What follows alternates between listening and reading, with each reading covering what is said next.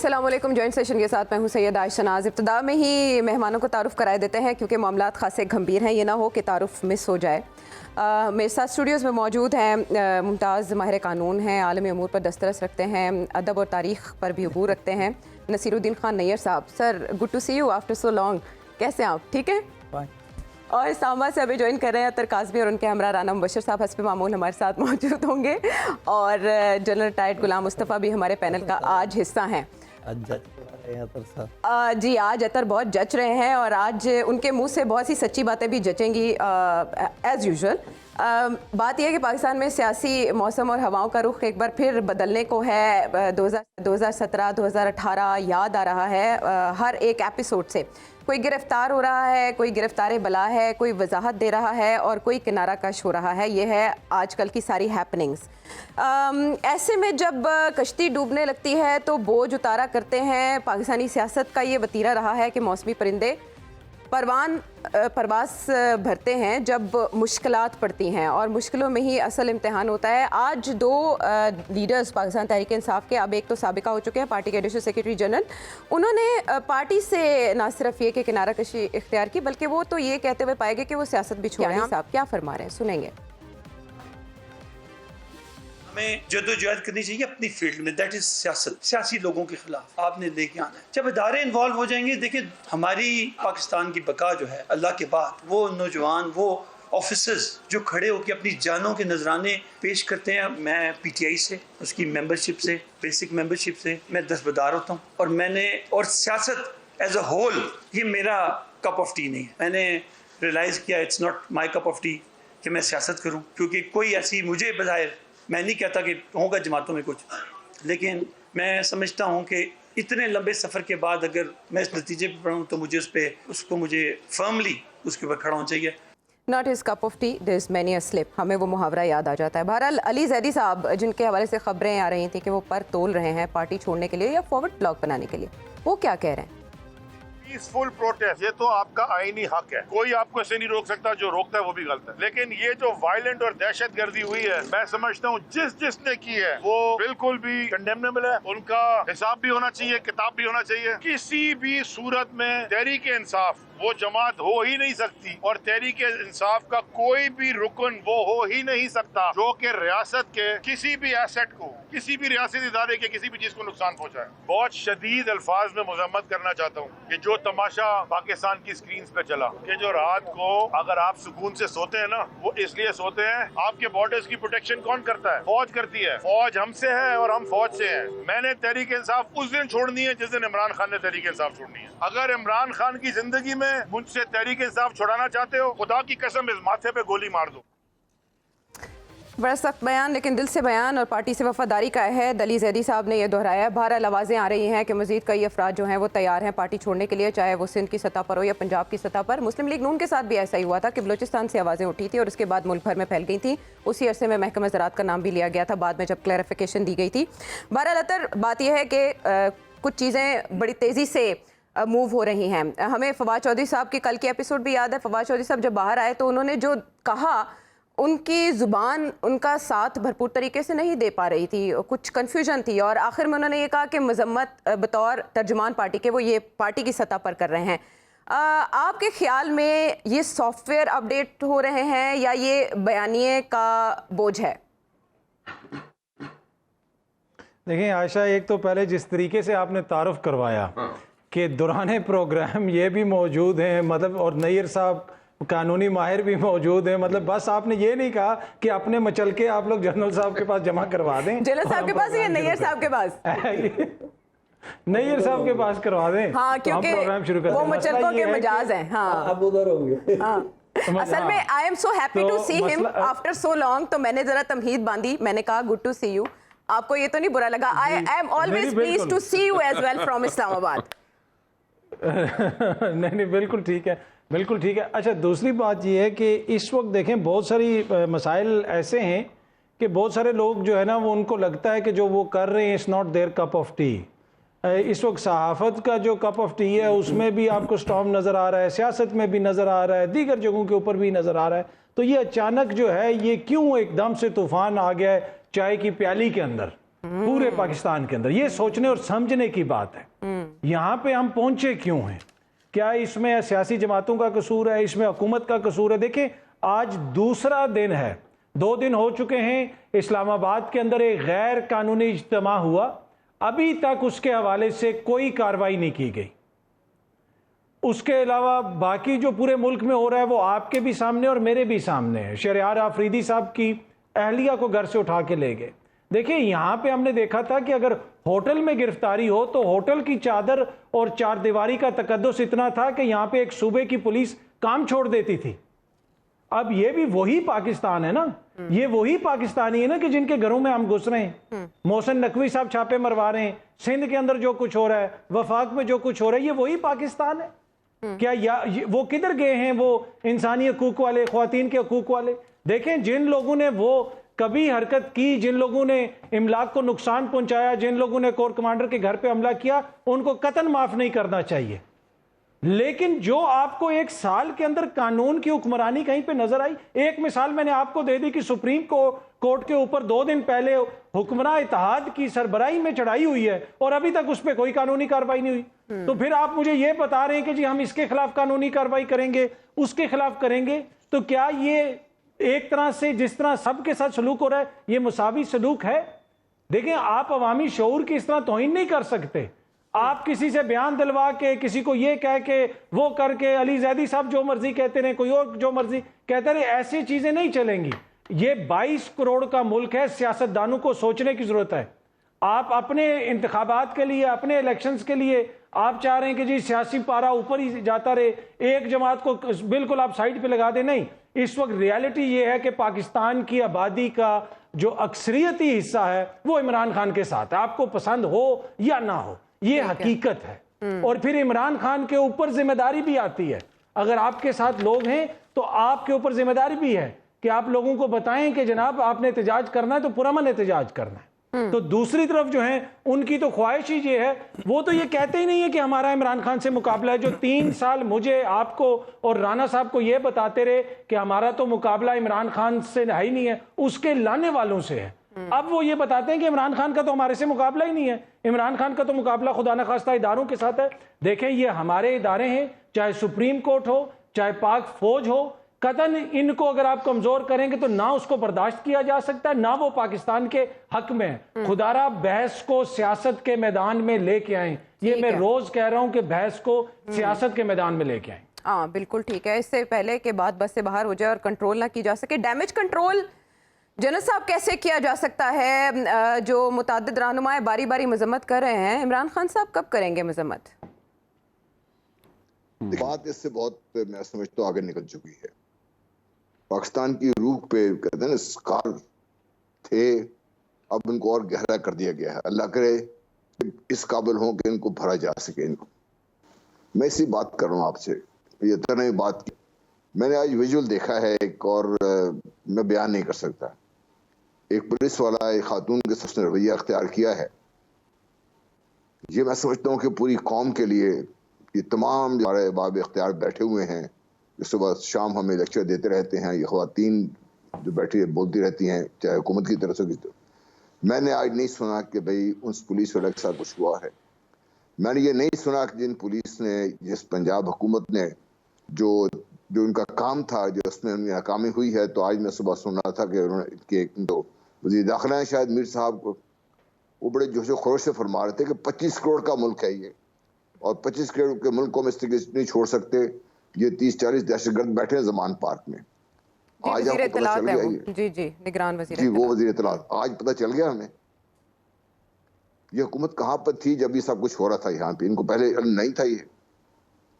वैसे तो मतलब आप देखते हैं ना रोज के हिसाब से कोई लीक्स आ रही हैं, इधर से आ रही हैं, तो ये हुकूमत उस वक्त कहाँ पर थी जब ये कुछ, ये टेररिस्ट सुबह अचानक आके तो नहीं नमदार हो गए ना, अगर ये हैं टेररिस्ट। दूसरी बात आप मुझे ये बताइए कि आज चाहे वो पंजाब हुकूमत हो, चाहे वो सिंध हुकूमत हो, चाहे वो आपकी फेडरल हुकूमत हो, आपके मुल्क में कितने लोग उसका यकीन करते हैं? मैं शायद हुकूमत में भी बहुत कम लोग इसका यकीन करते होंगे इसके।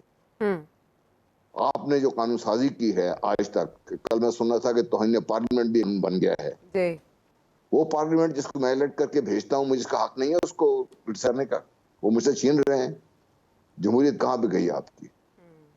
देखिए, हमने आइन को नाकाबिल तलाफी नुकसान पहुंचा दिया है और कानून की जो अमलदारी होनी चाहिए थी वो इस कदर आप समझते हैं, जो भाई बात कर रहे थे बेहतर भी, कि पीटीआई के खिलाफ जो कुछ क्रैकडाउन हो रहा है दिन के हिसाब से, रात के हिसाब से, कोई ठीक है। एक दूसरा जो हुकूमती इत्तेहाद है वो खुद आके इतना बड़ा जितने भी कवानीन उन सबको रौनते हुए आके बहुत बड़ा जलसा कर जाता है। और पाकिस्तान का जो भाई मोहतरम, मैं समझता हूँ सबसे मोहतरम इदारा पाकिस्तान में अगर कोई होना चाहिए तो वो पाकिस्तान की अदलिया है, आला अदलिया है हमारी। ठीक है। क्योंकि उन्हीं की तरफ लोग देखते हैं जी। उनके खिलाफ जो तो आप ये जो डायकॉटमी है या ये जो कंट्राडिक्शंस है आपको नजर आ रही है इसमें, ठीक है। ये पाकिस्तान के रूप पे इतना बड़ा स्कार हमने डाल दिया है कि शायद इसको भरने में बहुत वक्त तक। आपने पूछा ना कैसे ठीक होगा, जी। देखिए ठीक कैसे होगा, मसला शुरू कहाँ से हुआ है। जब तक आप उस मसले को रिमूव नहीं करेंगे, आप जो मर्जी कर लें खत्म नहीं होगा। ठीक है। अब इमरान खान से बहुत आगे निकल चुकी है। आपने ये लोगों को, ये जो लोग हैं जो अपना, जिन्होंने, वो मुझे याद आ रहा है मौलाना फजल रहमान साहब का 2002 में जो एक पार्लियामेंट बनी थी, उनका एक बयान बड़ा जबरदस्त आया था। उन्होंने कहा जी अपने ज़मीन पे आवाज़ पे बात करें। उस वक्त अल्लाह जन्नत नसीब करे, मेरे दोस्त थे, मेरे क्लास फेलो थे वो, एहतिशाम ज़मी, उनकी आवाज़ पे कानना थे। आज ये 8 दिन के बाद सबका ज़मीर जागता जा रहा है। ये 8 दिन में इनको एहसास हुआ कि पाकिस्तान से क्या हुआ है। हमने इस सारे को दहशतगर्दी से जोड़ दिया, ठीक है होगी दहशतगर्दी इसमें, लेकिन इसको रोकने के लिए मैं पूछना चाहता हूँ ना कि हम लोगों ने क्या किया। फेडरल हुकूमत से पूछना चाहता हूँ, ठीक है। हमारी जो सूबाई हुकूमत से पूछना चाहता हूँ। ठीक है। मैं ये पूछना चाहता हूँ कि आज इस आग को भड़काने के लिए रोज के हिसाब से जो उस पर तेल फेंका जा रहा है, उसका किसको फायदा होगा? ये आग जलेगी। ठीक है, बेनिफिशरी को बिल्कुल डिटर्मिन करना होगा, लेकिन बेनिफिशरी कोई अगर बन रहा है तो उसमें रियासत को बहुत ज़्यादा नुकसान हो रहा है। राना साहब, ये जो 9 मई के वाक़यात पर एक्शन का फैसला किया गया है और बताया जा रहा है कि पुलिस की भारी नफरी ने सराउंड कर लिया ज़मान पाक को, ये जो कार्रवाइयाँ की जा रही हैं इसका असल टारगेट इमरान खान साहब हैं या एंटी स्टेट एक्शंस?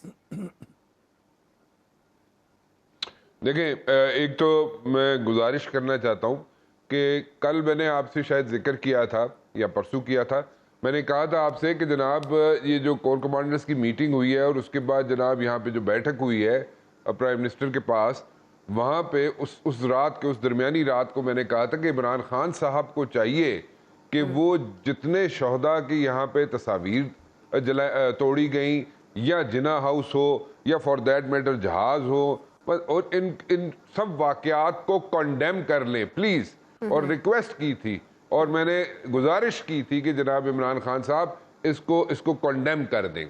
इसमें कोई फ़र्क नहीं पड़ता, आप कंडेम कर दें। आप एक being a politician, being a Pakistani, you should condemn this thing. नहीं हुई, वहाँ से कोई कंडेमनेशन नहीं आई है सच। ठीक है, उनकी मर्जी है, हम तो रिक्वेस्ट ही कर सकते थे और मैंने कहा था कि कहीं देर ना हो जाए। ठीक है, और वो देर ना हो जाए, मैंने इंडिकेशन दी थी कि उसमें कई चीज़ें मैं नहीं बोल सकता या मैं नहीं बताना चाहता। Let me put it this way, I be very honest, नहीं बताना चाहता, लेकिन देर ना हो जाए। और मेरे ख्याल में देर हो गई है, आपने देख लिया। मैंने कहा था 8-10 ऐसे मसाइल से आप छूट सकते हैं जो कि आइंदा आने वाले दिनों में बढ़ सकते हैं, उसलिए देर ना हो जाए। अब उसमें एक चीज़ आपके सामने आ गई, जनाब अली जैदी साहब। अली जैदी साहब को आपने देख लिया, उनकी स्टेटमेंट आपने सुन ली। आपने जनाब आप उसके बाद जनाब आमिर कियानी की स्टेटमेंट आपने सुन ली। उसके अलावा कई स्टेटमेंट आने वाली हैं। फवाद चौधरी साहब को सुने, कल उनका लहजा कैसा था, क्या बता रहा था? जी जी बिल्कुल आयशा, आप अहलिया से, उनकी अहलिया ने जो यहाँ पे कहा खान साहब को कि जनाब आपको सबके नाम याद रहे, आपको फवाद चौधरी का नाम नहीं याद रहा या आपको मलिका बुखारी का नाम नहीं याद रहा। इमरान खान साहब को कहा ना उन्होंने, फवाद चौधरी साहब की बेगम ने, उन्होंने कहा। तो आप इन चीज़ों से इंडिकेशन ले लें कि यहाँ पे इश्यूज जो है बहुत डिफरेंट है। 17 लोग जो हैं, 17, ये मौलवी साहब जो है, मौलवी मोहम्मद महमूद साहब जो सिंध से, जिन्होंने पीटीआई, महमूद मौलवी साहब जिन्होंने सिंध से छोड़ी है पीटीआई, उनकी क्या अजीजदारी बनती है जनाब, वो भी ज़रा देख ले। अली जैदी साहब से वो ज़रूर ज़रा जहन में रखे, उनकी क्या अजीजदारी है, क्या रिश्तेदारी है, वो जरा जहन में रख ले। और मैं आज आपको खबर दे रहा हूँ कि जी हाँ, बाय इलेक्शन भी लेके आए सन, तो और भी ਇਹਨਾਂ ਦੀ ਰਿਸ਼ਤੇਦਾਰੀ ਹੈ, बड़ी पक्की रिश्तेदारी आज़ादी ही है, लेके तो आए वो थे। आप उनको जरा जी वो लेके आए थे, लेकिन उनकी रिश्तेदारी भी है। लेकिन द पॉइंट इज कि अब आगे जो है आइंदा आने वाले दिनों में मेरे ख्याल में, मेरी इंफॉर्मेशन के मुताबिक कम अज कम 17 लोग जो हैं वो पीटीआई को छोड़ के, सिंध की हद तक बात कर रहा हूं, और 17 लोग जो है पीटीआई को छोड़ के पीपल्स पार्टी का साथ देंगे। ठीक है जी। और ये सारी चीजें जो हैं इसमें, ये इसको दो जो कैरेक्टर्स हैं उनको जरा ज़हन में जरूर रखिएगा, अच्छा, अली ज़ैदी साहब हाँ, और महमूद मौलवी साहब। और ठीक है, ये 17 और एक महमूद मौलवी साहब और जी।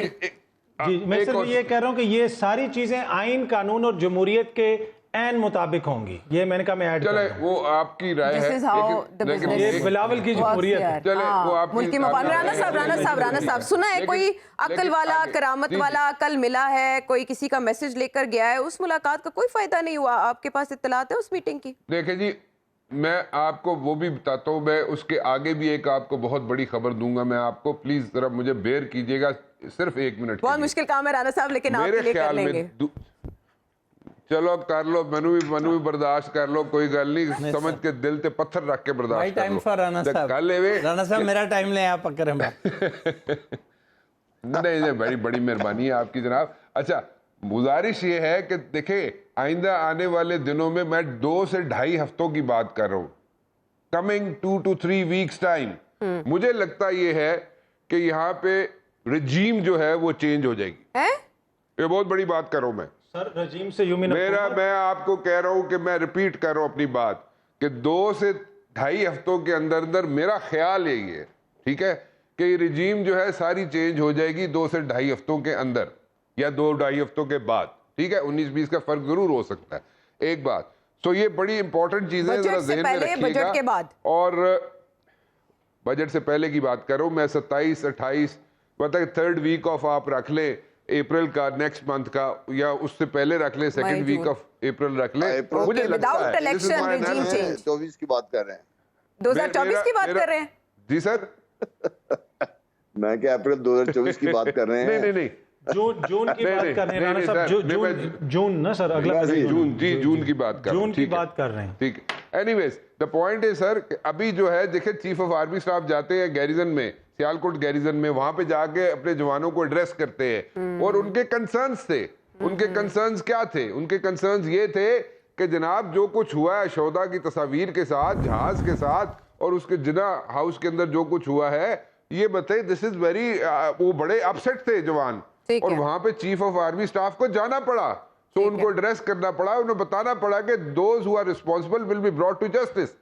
तो ये अनरेस्ट जो है, तो इसको ये दिन ब दिन बढ़ता जाएगा। आपने लाइबिलिटी की भी बात की है ना, प्रेडिक्शन दी हुई है, ऐसा ही है। उसके सिलसिले में अब ऑपरेशन भी तेज कर रहे हैं ना। आमिर मीर साहब ने बता दिया है कि वो आइडेंटिफाइड हैं कुछ लोग, उनको हवाले किया जाए, जमान पाक में वो मौजूद हैं। खैर, वहां पर तो पुलिस सराउंड कर चुकी है। मेरा सवाल ये है कि आपने रजीम चेंज की जो खबर दी, इसके कुछ खल ही बता दें, फीचर्स बता दें, कुछ निगरान हुकूमत का 2 साल का फार्मूला। बता सकता मैं माफी चाहता हूँ, इससे आगे नहीं जा सकता। नाम आ रहा है जी निगरान हुकूमत में, मैं अभी 100 बिस्मिल्लाह आता है, अगर आपका नाम आए। अब जरा हाँ चले, तो थोड़ी कानूनी पॉसिबिलिटीज हम नैयर साहब से जाने थे। नैयर साहब, नैब रावलपिंडी ने भी कल इमरान खान साहब को, बुशरा बीबी साहिबा को तलब किया हुआ है, तो क्या होने जा रहा है कल? और ये क्या चक्कर है कि अदालतें जमानत देती हैं, वो फिर गिरफ्तार कर लिए जाते हैं लोग, ये कैसे होता है? ये एक बार पहले भी इस मौजू पे बात हो चुकी है। हमारी सियासी जमातें जब भी अपोजिशन में होती हैं, उन्हें इन्हीं हालात का सामना करना पड़ता है, और तमाम जमातें अपने दौरे हुक्मरानी में कोई एक ऐसी कोशिश नहीं करती जिससे इस मुल्क के इंतज़ामी इदारों को या अदालती इदारों को इतना शफाफ बनाया जा सके कि कोई अपोजिशन पार्टी इंसाफ की तवक्को रख सके। कभी इंतज़ामिया से इंसाफ नहीं मिलता और किसी जमात को अदलिया से इंसाफ नहीं मिलता। इसके ज़िम्मेदार सभी सियासी जमातें हैं, चूँकि सभी बारी बारी हुक्मरानी का मज़ा उठा चुकी हैं, कानून साजी एक नहीं की, और आज भी जो भी अपोजिशन में आता है वो कहता है ये ड्रैकोनियन लॉज है। भाई, जब आप इक़्तिदार में थे तो आप सोए हुए थे, तब नहीं आपको पता था कि ये लॉज हैं, हम अपोजिशन के ख़िलाफ़ इस्तेमाल कर रहे हैं। जहाँ तक नैब का अदारा है वो इंक्वायरी और इन्वेस्टिगेशन का इख्तियार रखता है। इन्होंने चैलेंज किए हुए हैं, सारे नोटिस भी चैलेंज किए हुए हैं। ये भी एक मनपसंद बात है कि हमें कोई ना तलब करे। भाई अगर आपके पास कोई डिफेंस है, पहले भी कह चुके हैं, आप इन अदारों को अपना डिफेंस दें। कोर्ट्स तो आपको पूरी तरह रिलीफ दे रही हैं, आपके फंडामेंटल राइट्स प्रोटेक्ट हो रहे हैं। आपको जुडिशल साइड से जितनी भी with in jurisdiction and with in lawful limits relief या प्रोटेक्शन मिल सकती है वो मिल रही है। फिर आप क्यों जुडिशल प्रोसेस को अवॉइड कर रहे हैं? नैब आपका क्या बिगाड़ सकती है? अगर आपके सारे मामला दुरुस्त हैं, नैब क्या केस बना लेगी? अगर आपकी डॉक्यूमेंटेशन में ट्रांसपेरेंसी है, आपके अकाउंट्स की ट्रेल दुरुस्त है, कोई बात नहीं। एक क्वेश्चनियर है, उसका एक जवाब लिखे दे दें। अगर फिर भी वो ट्रायल के लिए रेफरेंस भेजते हैं तो आप एक एक्विटल के लिए चले जाए। ठीक है। अगर without sufficient material reference file भी हो जाएगा तो कोर्ट आपको एक्विट कर देगी। रोजाना लोग एक्विट होते हैं on account of insufficient material या प्रोबेबिलिटी ऑफ कन्विक्शन ना हो। अब तो बेल का भी राइट मिल रहा है। लॉ मिनिस्टर साहब ने बड़ी खूबसूरत बात की कि हम पे एतराज़ होता था कि एनआरओ इन्होंने अपने लिए लिया है, पहले बेनिफिशियरी ये है कि इन्हें बेल मिली है। हाँ जी। किसी को प्रीरेस बेल नहीं मिलती थी। प्रीरेस तो बड़ी दूर की बात है, यहाँ पोस्टर्स बेल के लिए महीनों क्या बरसों लग जाते थे। ठीक है। बेंचेस चेंज होते रहते थे। ये चीज़ें सभी ने बर्दाश्त की हैं। अगर थोड़ी सी टॉलरेंस और पेशेंस से मौजूदा अपोजिशन पार्टी काम ले, हाँ। किसी बात पे ऐसा कोई अंदाज इख्तियार ना करे जिससे हैजानी या बेचैनी की कैफियत पैदा हो। नैयर साहब ये नहीं बताया कि ठीक है अदालतें रिलीफ दे रही हैं तो फिर इन्हें फेस करना चाहिए खतरा किस बात सारे का? प्रोसेस को, लेकिन अदालतें जिन्हें जमानत दे रही हैं उन्हें क्यों रिहा नहीं किया जा रहा? नैयर साहब नहीं, अदालतें अभी अदालतों ने जिनको रिलीफ दिया, काफी ज्यादा जिनको रिहा किया वो दोबारा गिरफ्तार हुए। फवाद चौधरी साहब तो भाग के अदालत के पास गए पनाह के लिए। दो किस्म के इस वक्त सिचुएशंस हैं, आपका टाइम बड़ा कम होता है। एक वो जिन्हें डिटेंशन वारंट्स का सामना है कि डिटेन किया गया है, वहाँ कोर्ट्स कह रहे हैं कि डिटेंशन ऑर्डर्स वेल फाउंडेड नहीं है, वेल रीजन नहीं है। जहाँ क्रिमिनल केसेस हैं, अच्छा तो टाइम घटा रहे हो तुसी। वार्निंग समझिए की समझिए। राणा साहब मैं एक बात आपसे और मजीद जानना चाहता तो आप बात को रोक गए हैं। राणा साहब इसलिए मैंने कहा मेरा टाइम आपके लिए, बात आपको मालूम है, आपने बात नहीं की पूरी जी, पूरी बात नहीं की। आप मैं चाहता था कि आप कुछ बताते, क्योंकि आप नहीं, मैं बताना चाहता हूँ लेकिन वो आपने मैं एहतजाज कर रहा हूँ यहाँ पे। नैयर साहब आपने आयशा को ये बात कही है, इसको इसके दो महीने निकलते हैं। जॉइंट सेशन में तबसरे का वक्त कम होता है। उन्होंने ओवरऑल राणा साहब बात किया, बात जो है वो फुटबॉल बन चुकी है लाहौर और इस्लामाबाद। लाहौर के हालात जरा थोड़े जे गड़बड़ ने ना, मैं इससे परेशान हो गया आयशा हस्ते। बिल्कुल ठीक है, चले जितनी गड़बड़ है हज़फ कर दें, बिल्कुल ऐसे ही किया जाएगा। के एक्शंस में क्रिमिनलिटी है, उन्हें सीरियस प्रोसिक्यूशन का सामना करना पड़ेगा। And this is what government, मेरे अपने अल्फाज याद है, मैंने कहा क्या शेर है वो, बेड़ियां तैयार हैं तो सलासिल मुंतजिर हैं, बेड़ियां तैयार हैं। ये बात तो 2 माह पहले कही थी। अभी लास्ट प्रोग्राम मैंने कहा था कि प्रोटेस्ट और चीज है, क्रिमिनलिटी और चीज है। घरों को जलाना और चीज है, सड़क पे नारे लगाना और चीज है। घर किसी का भी हो, must not be invaded, must not be चादर और चार दीवारी का तकद्दुस, और फिर रियासत भी आपके घर की तरह। अब बात यह है कि जिन लोगों ने क्रिमिनलिटी के, मैंने लास्ट टाइम भी कहा था, उन्हें बहुत सीरियस प्रोसिक्यूशन का सामना करना पड़ेगा। और हमारी सियासत आर्मी एक्ट के तहत क्या इमरान खान साहब का भी ट्रायल हो सकता है? उसे कौमी सानहे का मुजरिम कह रहे हैं मरियम औरंगजेब साहिबा। ये एक मूट पॉइंट है कि क्या एक सिविलियन आर्मी एक्ट के तहत सिविल ऑफेंसेस के लिए ट्राई हो सकता है 2015 में जो तरमीम की गई 2015, अगर टाइम है तो मैं थोड़ा सा एक्सप्लेन कर दूं। 21 से तरमीम पहले लाई गई और उसमें 2 साल के अरसा के लिए फौजी अदालतों को ये इख्तियार दिया गया कि वो सिविलियंस को ट्राई करें और उन टेररिस्ट ग्रोहों को सिर्फ जो बज़ाहिर मजहब या फ़िरका वारियत के लुबादे में दहशतगर्दी के मुर्तकिब हो रहे हों। ये 2015 से 2017 तक की 21वीं तरमीम थी। इस दौरान जो मतलूबा मकासद पूरे ना हुए तो फिर 23वीं तरमीम के तहत 2 साल के लिए मज़ीद फ़ौजी अदालतों के क़याम को बढ़ा दिया गया और सेक्शन आर्टिकल 175 में जो अमेंडमेंट की गई थी उसे 23वीं तरमीम के तहत 2 साल के लिए मज़ीद अजाफा या एक्सटेंशन दे दी गई, एक्सटेंड कर दिया गया, लेकिन सनसेट क्लॉज रखी गई और 2019 में आर्टिकल 175 की वो तरमीम जिसके तहत मिलिट्री कोर्ट्स इस्टेब्लिश हुई थी for the trial of terrorist groups और ऑर्गेनाइजेशन जो मजहब या फ़िरका वारियत के लुबादे में दहशत गर्दी के मुर्तकब हो रहे थे, वो दहशत गर्दों की भी एक लिमिटेड क्लॉज थी। अब जो तलाश किया जा रहा है आर्गूमेंट वो है कि आर्मी एक्ट और उसके साथ जुड़े हुए ऑफिशियल सीक्रेट एक्ट के तहत क्या सिविलियंस का ट्रायल हो सकता है। शेख लियाकत हुसैन केस में जब मिलिट्री कोर्ट से इस्टेब्लिश की गई थी फॉर टेररिस्ट एक्ट्स, तो उस वक्त सुप्रीम कोर्ट के बेंच ने उन्हें अनकॉन्स्टिट्यूशनल करार दे दिया था।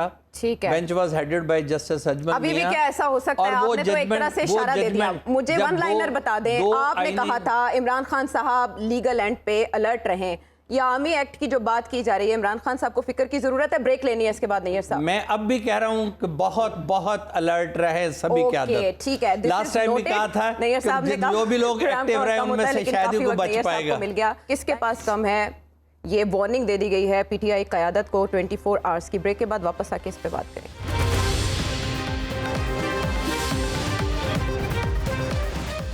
Welcome back to the show. इससे पहले हमने देखा इमरान खान साहब की अरेस्ट पर क्या हुआ और ज़मान पाक कितने दिन तक महवर बना रहा खबरों का। अब एक बार फिर अगर ऐसी इत्तलात है, आमिर मीर साहब निगरान वज़ीर इत्तलात क्या फरमा रहे हैं, ज़रा उन्हीं की ज़ुबानी सुनेंगे फिर आगे बढ़ेंगे।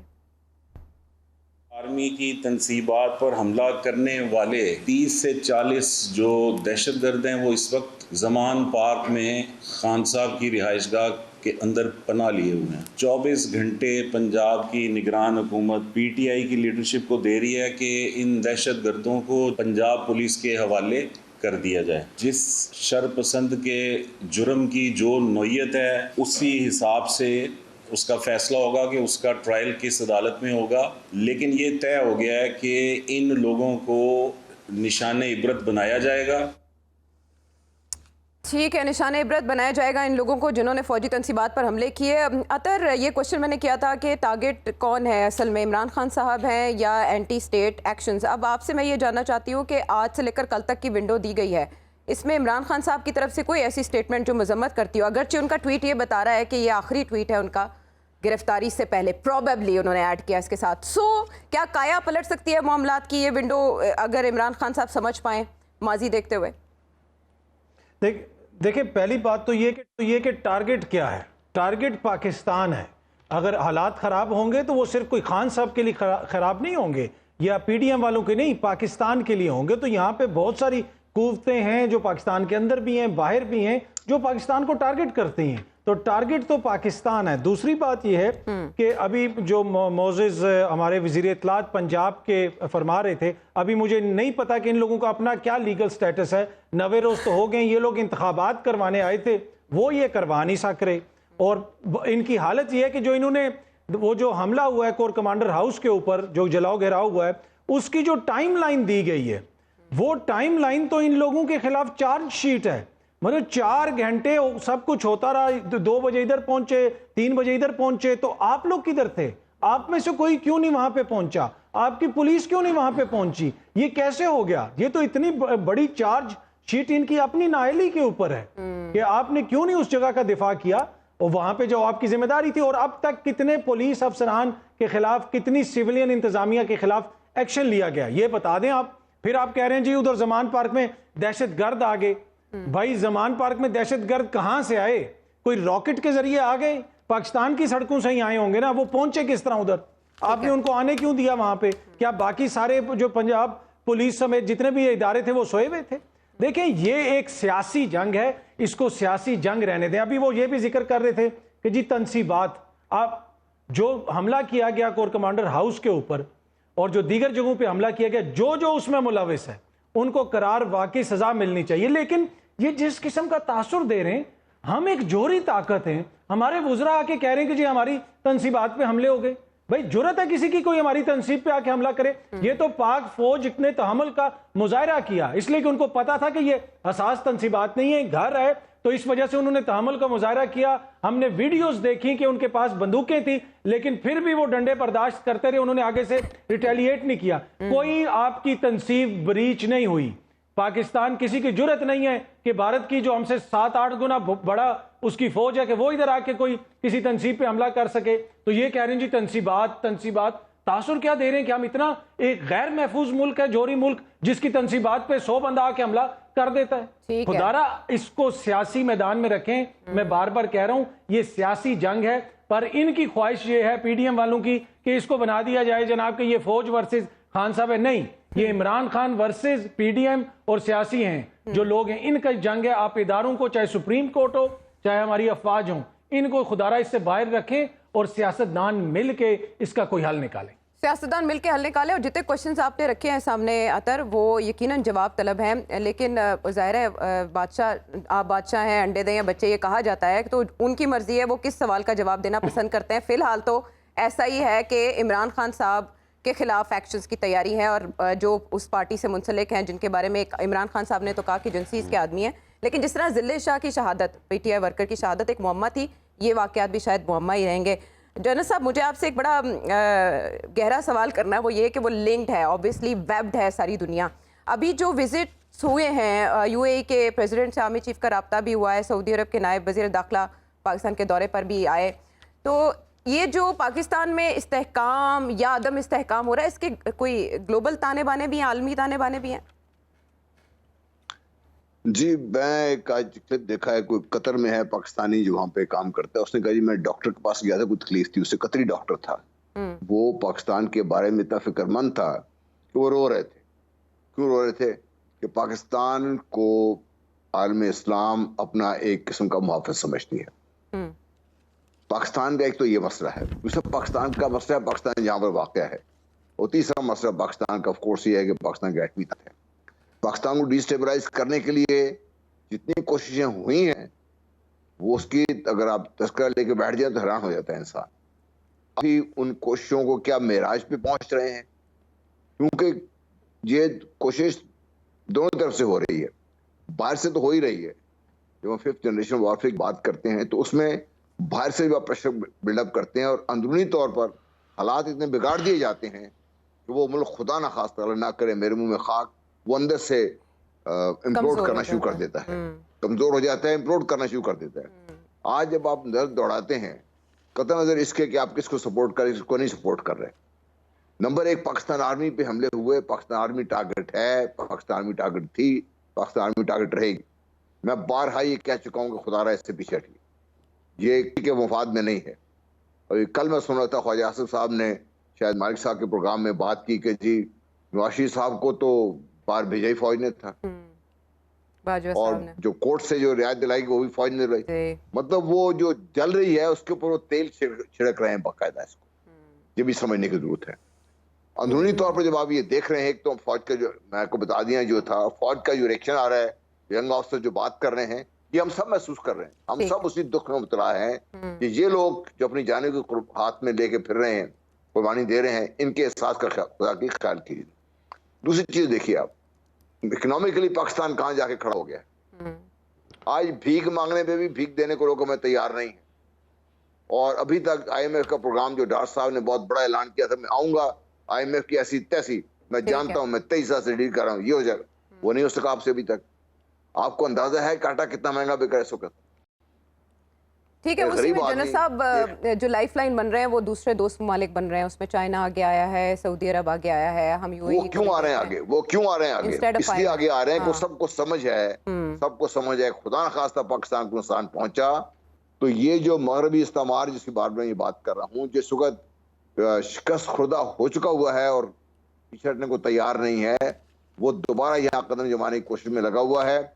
और खुदा न खास्ता पाकिस्तान को नुकसान पहुंचा, इतना काबिल तराफी नुकसान होगा कि पूरी, जैसे मैंने कतई उसकी बात की आपके सामने, इसी तरह जो हमारे दूसरे दोस्त हैं, चाहे यूएई में है, चाहे सऊदी अरेबिया में, तमाम मुसलमान दोस्त परेशान होंगे कि पाकिस्तान अंदरूनी तौर पर स्टेबलाइज हो। हम तो बार बार ही बात कह चुके हैं, मुजरिमों को सजा दें आप, कितनी ज्यादा सजा दे सकते खुदा के लिए। पाकिस्तान को जब तक सियासी तौर पर स्टेबल नहीं करेंगे। बिल्कुल। जैसे अच्छा, कि इसमें रोज के आपने कहा हिसाब से कि उसके सब ऊपर- हाँ सब पीछे हटें एक एक कदम। इसमें अगर इमरान खान साहब आगे आके उन वाकयात की मजम्मत कर दे तो बड़ी सिचुएशन डिफ्यूज हो सकती है, बल्कि बिल्कुल बदल सकती जी है। वो अब तो इसमें उसी दिन से मैं बात कर रहा हूँ, हाँ। पीटीआई वाले मानने को तैयार नहीं थे। मैंने कहा ये जन साहब इमरान खान साहब को कर देनी चाहिए मजम्मत। हाँ, कंडेम इट। इमरान खान साहब के मजम्मत करने से मंजर बिल्कुल बदल सकता है। Do you agree?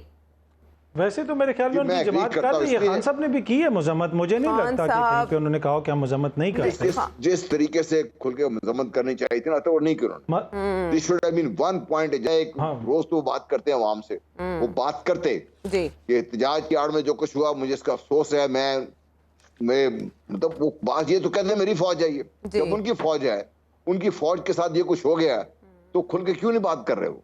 बल्कि उसमें चंगेज खान का उन्होंने एलिमेंट शामिल कर दिया है, नया किरदार। दूसरी आज चीज ये है, जी। देखिए जैसा भी पहले मैंने भी बात की, आज भी बात कर, जितने बड़ी लीडरशिप का वो दावेदार हैं कि उनके फ्राइज में शामिल है कि सारी आग को ठंडा करने में सामने आके बात करें। कतई नजर इसके कि जो पीडीएम की हुकूमत क्या कर रही है, पीडीएम की हुकूमत ने तो अपनी जो कहते हैं ना, they continue to dig and dig so fast, हर रोज के सब स्पीड बढ़ा रहे हैं अपनी। ठीक उसकी है, तो उनको फिक्र नहीं करनी चाहिए। बिल्कुल ये ठीक करनी है। चाहिए कि पाकिस्तान के अवाम, पाकिस्तान की फौज के एहसास क्या है, मजरूह हुए हैं शदीद तरीके से। नब्ज देखें खान इस साहब वक्त। की हाँ बात- जी, नब्ज पे हाथ रखें और कूल डाउन करने की कोशिश करें। कूलिंग इफेक्ट इस वक्त बहुत जरूरी है। वापस आ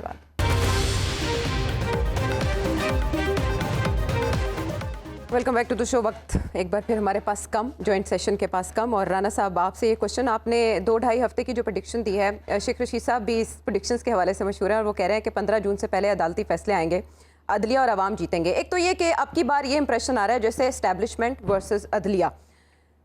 दूसरी तरफ परवेज़ इलाही साहब के घर के बाहर भी सुना इतलात हैं कि पुलिस पहुंच चुकी है। शेख रशीद साहब की अरेस्ट के लिए मुतादिद बार छापे मारे गए। वो कह रहे हैं I am ready to go to jail. और वो जो 190 मिलियन पाउंड्स का केस है उसमें उन्हें शरीक भी कर लिया, शरीक जुर्म भी कर लिया।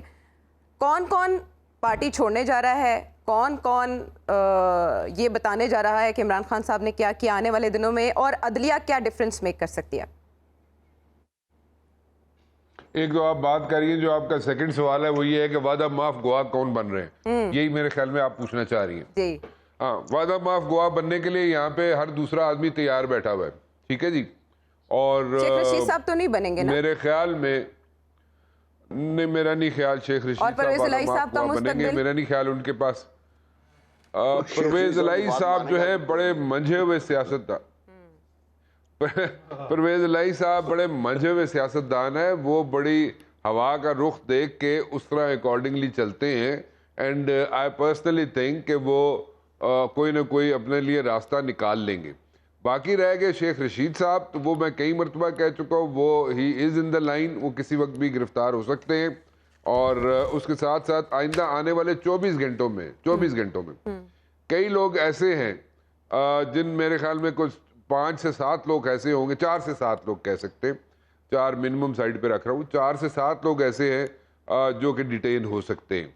और इसी तरह इतनी तादाद में लोग जो है वो छोड़ के जाने के लिए भी तैयार है। जैसे मैंने आपको एक फिगर दिया था कल, और वो ये दिया था चौधरी सरवर साहब का। चौधरी सरवर साहब जो गवर्नर रह चुके हैं पीटीआई के दौर में भी और नून लीग के दौर में भी, उन्होंने भी काफ़ी लोग अपने साथ मिलाए हुए हैं। अब वहाँ पे भी एक कश्मकश चल रही है। और उसके साथ साथ कुछ लोग साउथ पंजाब से भी पीपल्स पार्टी ने अपने साथ मिलाए हुए हैं और उनके साथ उनकी डील जो है फाइनल हो चुकी हैं। सो एक बहुत ड्रास्टिक किस्म की पॉलिटिकल चेंजेस आने वाली हैं। और 17 लोग तो मैंने पहले ही आपको पहले आप में बता दिए, तकरीबन 17 लोग पीटीआई के वो सिंध से वो चले जाएंगे और पीपल्स पार्टी और पंजाब से खुसरो बख्तियार साहब भी हस्बे मामूल ऐसे ही पर तोल रहे हैं, क्योंकि वो तो आपको पता है खुसरो बख्तियार साहब ने अच्छा टाइम गुजारा है, साल पूरा लंदन में गुजारा उन्होंने। He had a ball of a time over there. और अब आ गए और आके यहाँ पे कई लोग ऐसे भी हैं ना जो अपने शहीदों में नाम भी लिखवाना चाहते हैं और वो चाहते ही हैं कि गिरफ्तारी शो की जाए और फोटो खिंचवाई, फरमाइशी प्रोग्राम जड़ा होता है, फरमाइशी तौर पे गिरफ्तारियां शरियां करवाई ताकि कोई पता नहीं कल को खान साहब के सिचुएशन हालात ठीक हो जाए तो खान साहब के आगे तस्वीर रख दें, जनाब के देखो जी मैं भी गिरफ्तार हुआ था।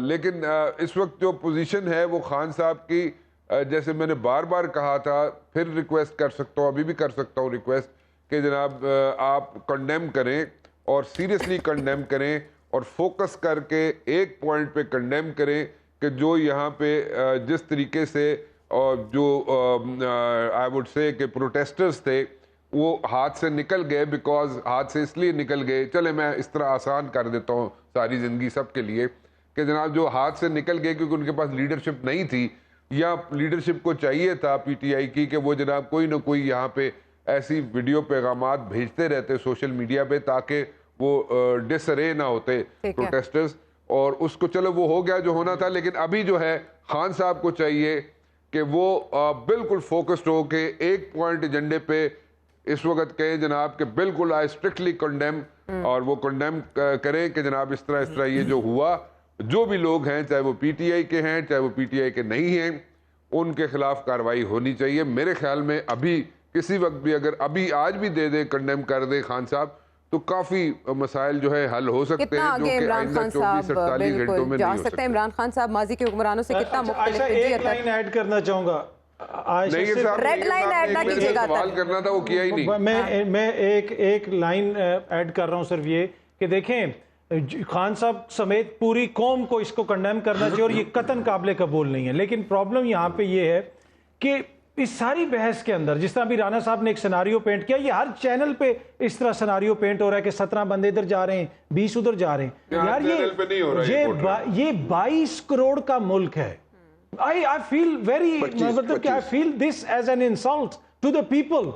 This is the insult to the people of Pakistan. No doubt, no doubt. We have a democracy in Pakistan and we are saying that कि 17 बंदे उधर चले जाएंगे 20 उधर चले जाएंगे। मंडी थोड़ी लगी है, बिल्कुल सही है।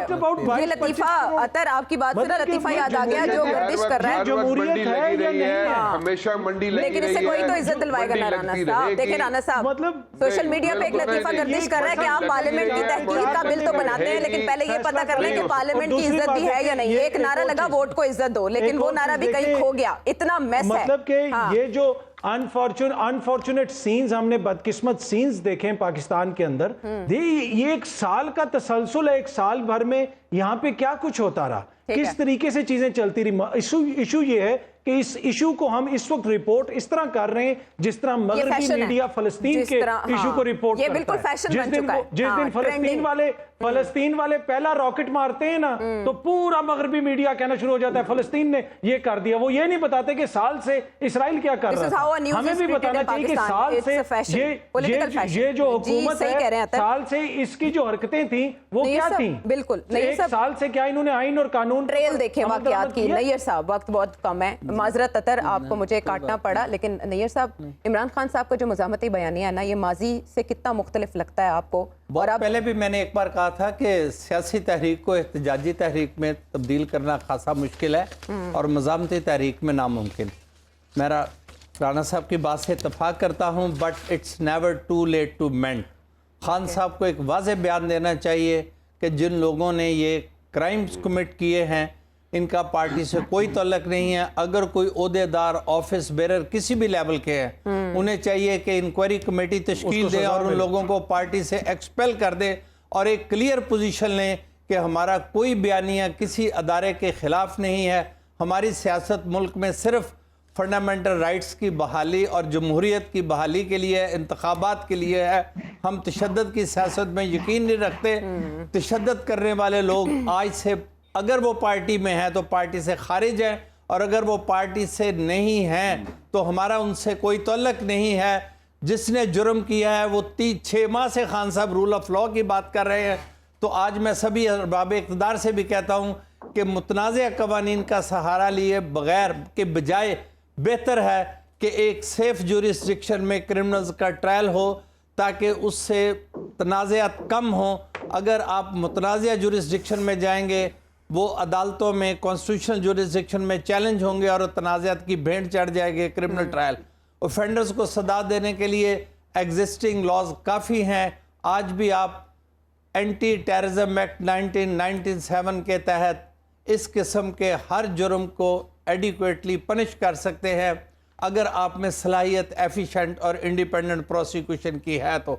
वरना पाकिस्तान की तारीख गवाह है कैसे वाक़यात होते रहते हैं, मुकदमात रजिस्टर होते हैं, कुछ अरसा बाद हालात तब्दील होते हैं, वो लोग इन्हीं सड़कों पर चलते बात आई फिरते गई पाए हो जाते जाती हैं। है, इसीलिए मसले और का सब हल चीज़ नहीं under the निकलता। carpet भेज किसी दी भी जाती बीमारी है। का डायग्नोसिस तभी हो सकता है, इलाज भी तभी हो सकता है जब आप हिस्ट्री देखें। पाकिस्तान में यही अलमिया रहा है कि हिस्ट्री को दफन कर दिया जाता है। बहरहाल इमरान खान साहब के लिए मेरे पैनल का मशवरा यही है कि हर उस पॉलिसी को टो करें जिससे वो बतौर सियासी जमात यहाँ रजिस्टर हों और उनकी शनाख्त बन सके, ना कि अस्करी विंग के तौर पर।